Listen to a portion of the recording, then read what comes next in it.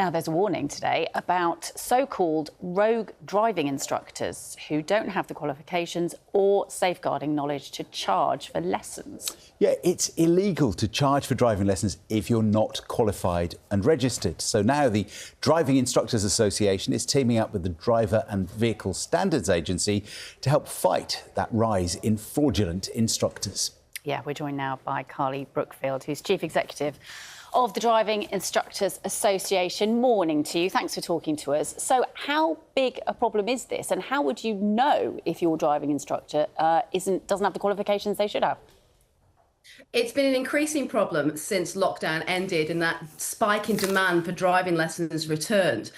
So you're seeing more of a black market for both lessons and driving tests since demand was restricted.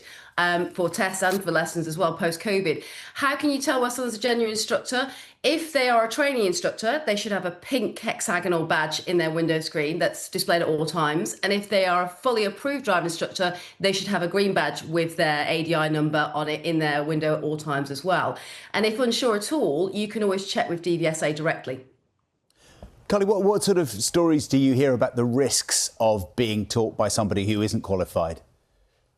Well, number one, you're going to be paying for somebody who has not got the sufficient knowledge to teach you how to drive properly. And that is really important in keeping you safe once you've passed the test.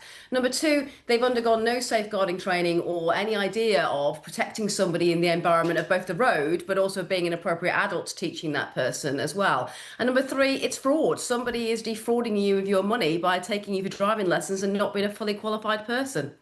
And how do you get to be a fully qualified driving instructor? You know, what training do you have to go through?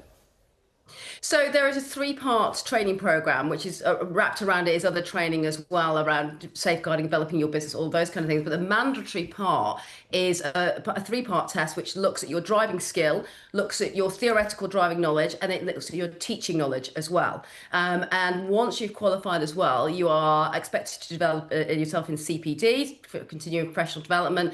Plus, you'll also have something called a standards check, which measures you against the national standards for driver and rider training on a regular cycle. What do you say to people who might be watching right now who say, if official registered driving instructors didn't charge so much, then I wouldn't be tempted to go elsewhere and go to a rogue one? I don't think it's so much. Obviously, I would say that, being a representative of driving instructors, but think of it like this. It looks like it's expensive, but investing in your children's future and their safe driving is extremely important. And the hourly rates reflect the demand at the moment to some extent, but they also reflect the value of what a driving instructor will give to your son or daughter in giving them the skills to be able to be a safe driver once they're licensed. Don't give that money away, therefore, to somebody who is a fraudster, has none of the skills and knowledge to pass on to keep your children safe on the roads. And just remind us why we've got to this situation, because really COVID had a huge part to play here, didn't it? And we had all those stories about people waiting months and months and months to get a test, to try and find an instructor. Yeah, we're still in the same situation, sadly. We haven't seen those numbers go down on driving tests. We're now at around about 24 weeks average waiting time for a driving test. Shortages in examiners is a massive problem. The continuing demand for driving tests is a problem.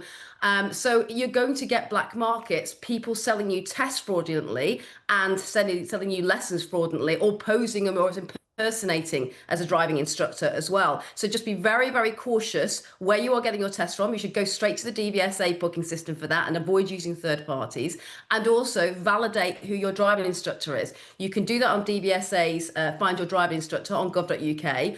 Or if they don't come up on there for some reason, you can ring DVSA customer services, get the badge number, the name, the telephone number, whatever you can get on the ADI you think is suspicious in those terms, and check that out with the official agency.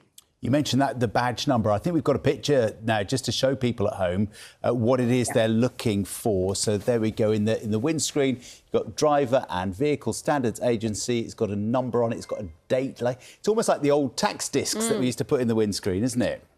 It's a classic design. Retro. But yeah, look out for that, take the number and check it if unsure, because it's really important you do get an approved, regulated professional actually teaching you this very valuable life skill. But that's if you're paying money, you can still take your kids out, your grandkids out, if there's no financial transaction. There's no problem with that.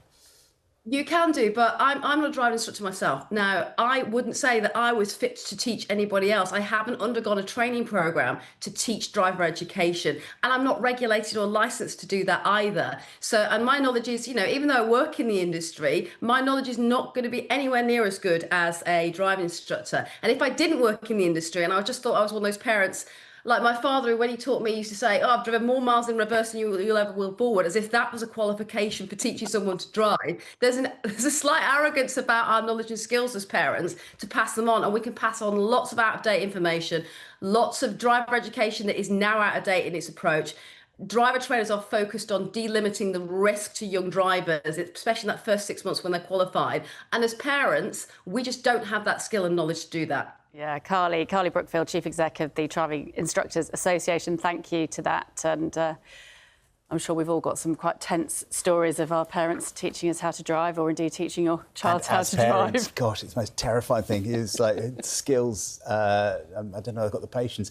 If you've been through this, if you've been caught out by this, if you've had a rogue driving instructor, if you've got lessons you'd like to share, you can get in touch this morning. Yeah, all the details are on the screen now. We would like to hear your stories. And yeah, I mean, it's still clearly such an issue, isn't it? Hangover from COVID, trying to get an instructor, trying to get a test. Yeah, indeed.